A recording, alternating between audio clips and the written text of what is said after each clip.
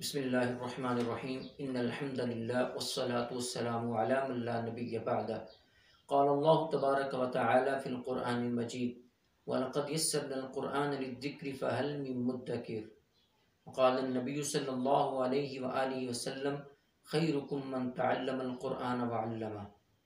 لائق تکریم ناظرین، سامعین، مستمعین، آج کی اس نشست میں ہم قرآن کریم کی سورت الاحزاب کے ترجمہ اور مفہوم کے بارے میں یہ جانیں گے کہ ہم سورت الاحزاب کا ترجمہ ہم کیوں شروع کر رہے ہیں۔ سب سے پہلے اس بات کو ذہن میں رکھیے کہ قرآن کریم آسمانی کتاب ہے۔ قرآن کریم کے نازل کرنے کا مقصد یہ ہے کہ ہم قرآن کریم کو سمجھیں۔ اس کے اندر اللہ تعالیٰ کی طرف سے انسانیت کے لیے تعلیمات ہیں۔ ہمارے لیے کیا تعلیمات ہیں، ہم نے اس کو سمجھنا ہے۔ اگر کسی والدین کا بیٹا کسی دوسرے ملک گیا ہو اور وہاں سے کوئی خط آتا ہے اور اس زبان میں آتا ہے جو زبان والدین کو سمجھ نہیں آتی یا پڑھنا نہیں آتی، تو وہ والدین اپنے بیٹے کے خط کو لے کر ہمسایوں کے پاس محلے میں اس شخص کے پاس جاتے ہیں کہ جسے وہ زبان پڑھنا آتی ہے۔ کیوں؟ وہ سمجھنا چاہتے ہیں کہ ہمارے بیٹے نے ہمیں کیا پیغام بھیجا ہے، ہمارے بیٹے نے ہمیں کیا کہا ہے۔ تو یہ کتاب قرآن مجید اللہ تعالیٰ کی طرف سے ہے اور انسانیت کے لیے ہے۔ اس قرآن کریم کا موضوع انسان ہے۔ انسانوں نے سمجھنا ہے، ہم نے سمجھنا ہے کہ اس قرآن کریم کے اندر اللہ تعالیٰ نے ہمارے لیے کیا احکامات اور کیا تعلیمات رکھی ہیں۔ عموماً یہ خیال پایا جاتا ہے کہ قرآن کریم کو مشکل کتاب ہے۔ ہرگز ایسا نہیں ہے۔ اللہ تعالیٰ فرماتے ہیں وَلَقَدْ يَسَّرْنَا الْقُرْآنَ لِلذِّكْرِ، ہم نے تو قرآن کریم کو آسان بنایا ہے۔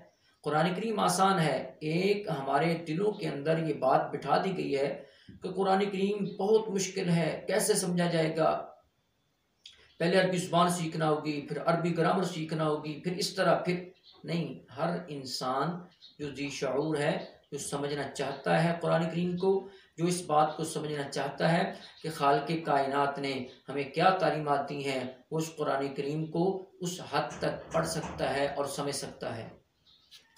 قرآن کریم میں اللہ رب العالمین نے یہاں پہ فرمایا کہ وَلَقَدْ يَسَّرْنَا الْقُرْآنَ لِلذِّكْرِ، ہم نے قرآن کریم کو آسان نازل کیا ہے، آسان بنایا ہے۔ اور جو نبی علیہ السلام نے فرمایا کہ خیرکم من تعلم القرآن وعلمہ، قرآن کریم کو سمجھنا، قرآن کریم کو پڑھنا، قرآن کریم کو پڑھانا، قرآن کریم کو سمجھانا، قرآن کریم کا فہم سیکھنا، قرآن کریم کا فہم سکھلانا، یہ کوئی عام مسئلہ نہیں ہے، عام مشکلہ نہیں ہے، یہ بہت بڑا عمل ہے۔ نبی علیہ السلام فرماتے ہیں تم میں سب سے بہتر انسان وہ ہے جو قرآن کریم سیکھتا ہے اور قرآن کریم سکھاتا ہے۔ تو اس لیے ہم سورۃ الاحزاب کا ترجمہ شروع کرنے لگے ہیں۔ انشاءاللہ آئندہ کے جو ہمارے لیکچرز ہوں گے وہ سورۃ الاحزاب کے ترجمہ کے لیے ہوں گے۔ ایک تو اس لیے کہ قرآن کریم جو کہ آسمانی کتاب ہے، ہم نے اسے سمجھنا ہے، کیونکہ موت کے وقت، قبر کے اندر، آخرت میں، گویا کہ مستقبل میں قرآن کریم کی ہی ہمیں ضرورت پڑنی ہے۔ قرآن کریم کے ساتھ ہی دنیاوی پریشانیوں کا ہم علاج کر سکتے ہیں، قرآن کریم کے ساتھ ہی ہم اخروی نجات حاصل کر سکتے ہیں۔ اور دوسرا، قرآن کریم سورۃ الاحزاب کا ترجمہ ہے تو تمام بنی نوع انسان کے لیے، لیکن خصوصاً جو طلبہ کرام ہیں، جو طلبہ اعظام ہیں، تو ان کے لیے تو یہ بڑی مفید بات ہے کہ ان کے سلیبس کے اندر ہے سورۃ الاحزاب۔ کہ سورۃ الاحزاب کے اندر جو اللہ تعالیٰ نے بیان کیا ہے وہ ساری چیزیں ہم ان نشستوں کے اندر سیکھنا چاہیں گے۔ اللہ رب العالمین ہمیں قرآن کریم کو صحیح سمجھنے کی اور صحیح عمل کرنے کی توفیق نصیب فرمائے۔ اس کے ساتھ ساتھ قرآن کریم کو جو لوگ کہتے ہیں کہ مشکل ہے، اس کے لیے میں ایک مثال رکھتا ہوں کہ قرآن کریم کو مشکل نہیں ہے، آسان ہے۔ کیسے آسان ہے؟ ایک مثال میں آپ کے سامنے رکھتا ہوں۔ یہ سورۃ الاحزاب کی پہلی آیت کریمہ ہے۔ اب اسی پہلی آیت میں یہ 12 کے قریب الفاظ ہیں۔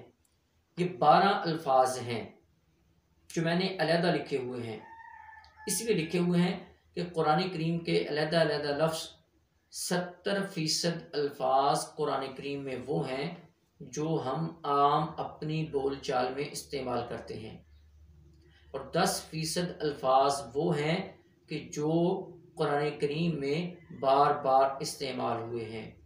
20% الفاظ ہیں صرف وہ جو ہم سیکھنا چاہتے ہیں، جو ہمارے لیے کچھ نئے ہوں گے۔ گویا کہ صرف قرآن کریم میں 20% الفاظ ہم نئے سیکھیں گے، باقی وہی چیزیں ہیں جو ہم اپنی بول چال میں استعمال کرتے ہیں۔ یہ میری ایک سرچ ہے، میری تحقیق ہے، ہو سکتا ہے بہت سے اور لوگوں نے مختلف فگر بتائے ہوں، وہ ان کی اپنی سرچ ہوگی۔ اس کی دلیل یہ آپ کے سامنے ہے۔ اب شروع میں ہے یا ایو، یا ایوہا، اس کے بعد ہے النبیو، اس کے بعد ہے اتق، اس کے بعد ہے لفظ اللہ، اس کے بعد ہے ولا تطع، اس کے بعد ہے الکافرین، اس کے بعد ہے المنافقین، اس کے بعد ہے لفظ انا، اس کے بعد ہے لفظ اللہ، اس کے بعد ہے لفظ کانا، اس کے بعد ہے لفظ علیمن، اس کے بعد ہے حکیمن۔ یہ 12 الفاظ ہیں۔ اب 12 الفاظ میں دیکھیے یا ایوہا، یہ ہمارے لیے نیا ہے، لیکن یہ قرآن کریم میں بار بار آیا ہے، ریپیٹ ہوا ہے۔ اس کا معنی ہوتا ہے اے۔ اس کے بعد ہے لفظ النبیو۔ اب النبیو، نبی، یہ ہم عام لفظ استعمال کرتے ہیں اپنی بول چال میں۔ اس کے بعد لفظ اتق، متقی لفظ ہم عام استعمال کرتے ہیں۔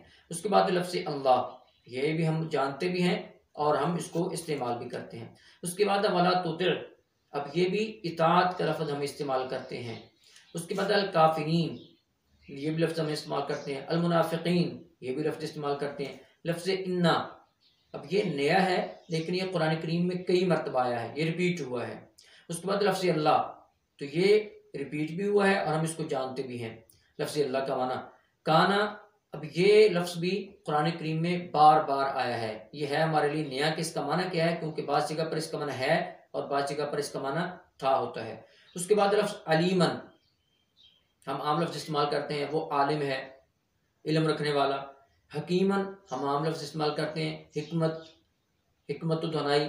یعنی قرآن کریم میں 70% الفاظ وہ ہیں کہ جو ہمارے لیے کوئی نئے نہیں ہیں، بلکہ ہم اپنی بول چال میں استعمال کرتے ہیں۔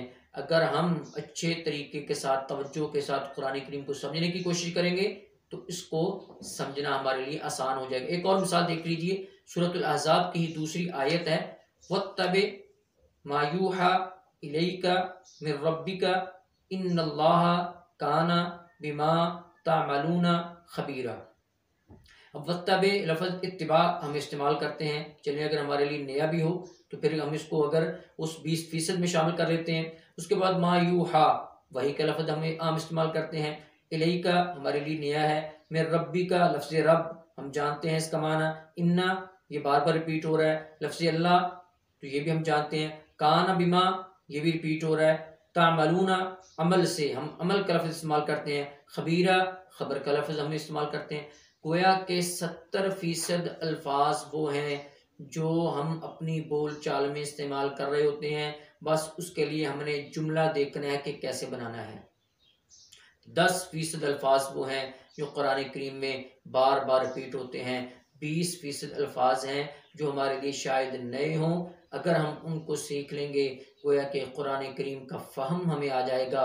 جب قرآن کریم کا فہم آ جائے گا تو پھر انسان کا سینہ بھی کھلتا ہے، انسان کے اندر وقار آتا ہے، انسان کے اندر عزت کا وہ معیار آتا ہے انسان کے اندر کہ انسان اپنی عزت بھی سمجھتا ہے، والدین کی عزت بھی سمجھتا ہے، معاشرے کی عزت بھی سمجھتا ہے، پھر وہ یہ بھی سمجھتا ہے کہ خالق کائنات کی کیا عزت ہے کہ خالق کائنات نے قرآن کریم کو نازل کیا ہے۔ تو حضرات آئیے آئندہ لیکچرز میں ہم سورۃ الاحزاب کا ترجمے کا آغاز کریں گے انشاءاللہ العزیز۔ قرآن کریم کو ہم سمجھنے کی کوشش کریں گے۔ اللہ رب العالمین قرآن کریم کو سمجھنے کی اور عمل کرنے کی توفیق نصیب فرمائے۔